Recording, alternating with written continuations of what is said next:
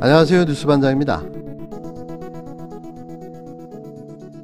박주민 의원이 발의한 타투 문신 합법화 법안을 살짝 고쳐서 마치 자신이 발의한 법안인 것처럼 가져와 갖은 생쇼를 하며 어떻게든 튀어보려 온갖 몸부림을 해 주목받고 싶어하는 가산점 비례대표 초선 류호정 정의당 의원의 한심한 작태에 분노합니다. 그는 얼마 전 자신의 트위터에 BTS 멤버인 정국의 사진을 올려 수많은 아미로부터 사진을 내리라는 항의 메시지를 받은 바 있는데요.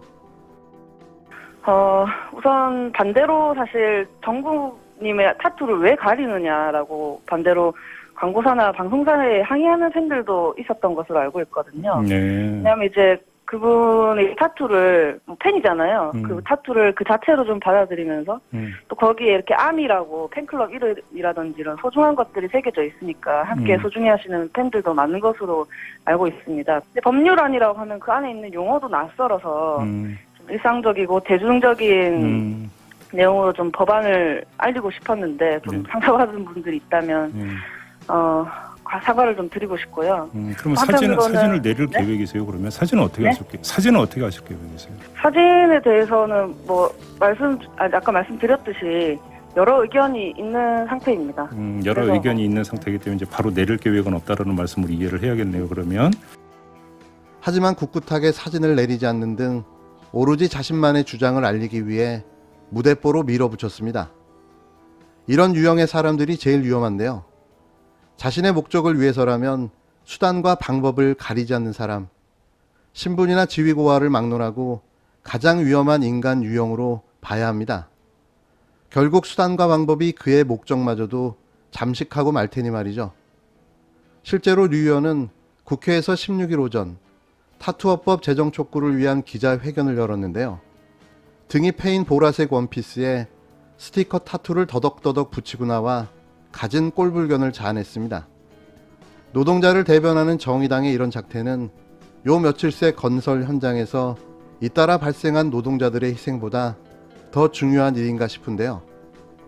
뭐가 중요한 일인지, 급하게 처리해야 하는 일인지도 구분을 못하는 거죠. 지금이 한가롭게 타투나 붙이고 생쇼를 해야 할 정도로 한가한 상황은 아니지 않습니까?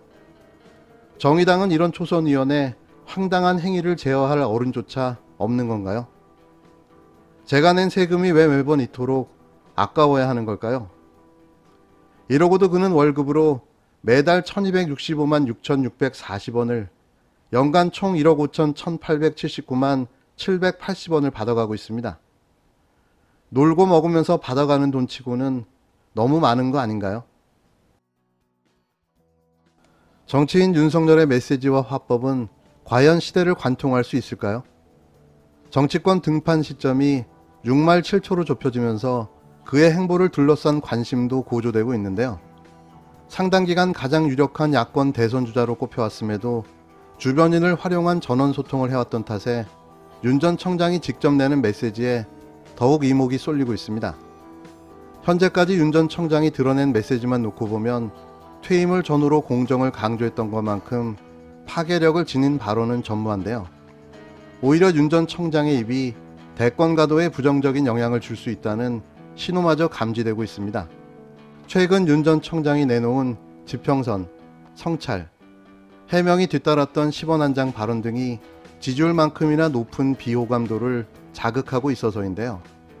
야권에서도 이 같은 윤 전 청장의 화법에 의문을 제기하는 목소리가 점점 커지는 상황입니다. 혹자들은 제2의 안철수, 제2의 박근혜의 등장이라고까지 말하고 있는데요. 또 반기문마저 연상되는 거죠. 16일 윤 전 청장 측에 따르면 윤 전 청장 측은 지난 11일 서울 마포구 동교동에 있는 연세대 김대중 도서관을 찾았습니다.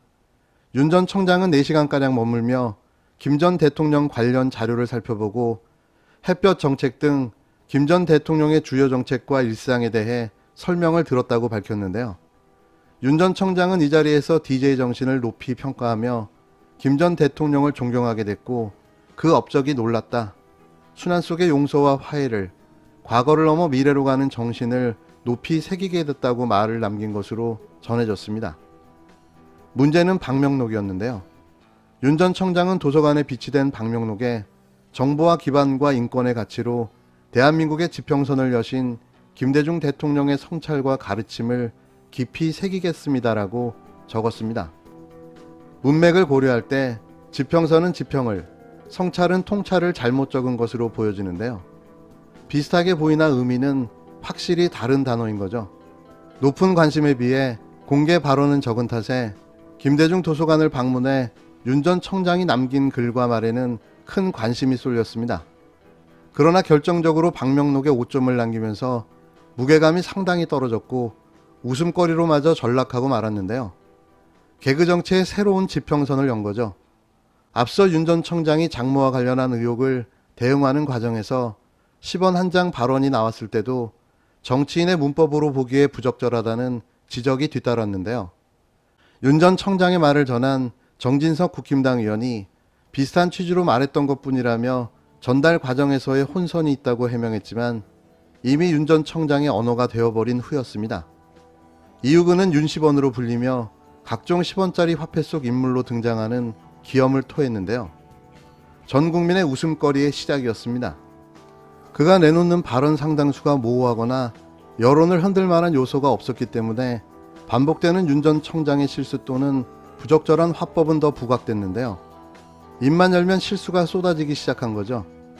윤 전 청장의 메시지와 화법이 다른 주자들에 비해 더 큰 의미를 갖는 것은 그가 전직 검찰청장 출신이라는 점도 작용했는데요.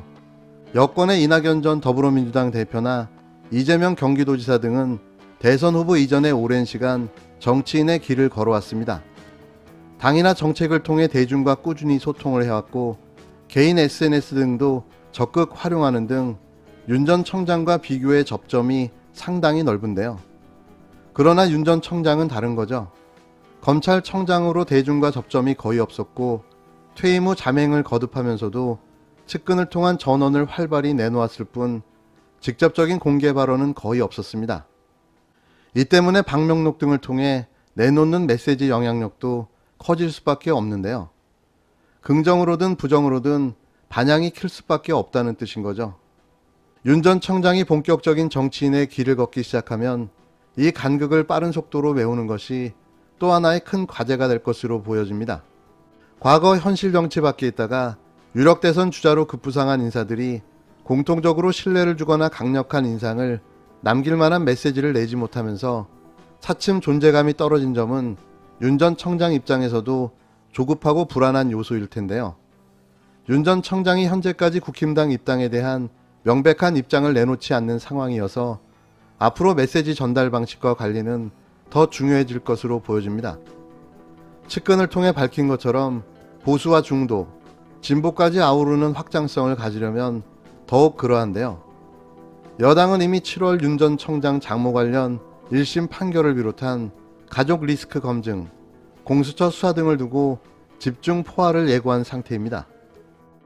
윤석열의 대통령의 꿈이 점점 멀어지고 있는 것 같습니다.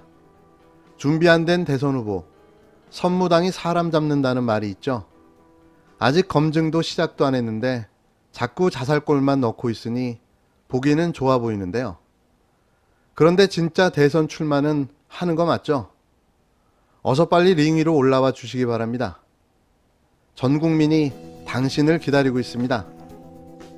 공정은 당연한 거잖아요. 20세기 정치에서 당연히 했어야 될 겁니다. 당연히 했어야 될 건데 못 해가지고 특히 문재인 정부 586 기득권 집단화 돼가지고 권력 586이 윤석열 총장에게도 21세기의 시대 정신이 뭔지 좀 더 깊이 있게 공정은 기본 베이스고 네. 누구나 다 이야기하는 거고 예. 누구나 다 이야기하는 건 특별한 게 아니지 않습니까? 그렇죠. 그래서 예. 그것이 무엇인지에 대한 고민과 자기의 비전을 내놓을 필요가 있다고 생각합니다.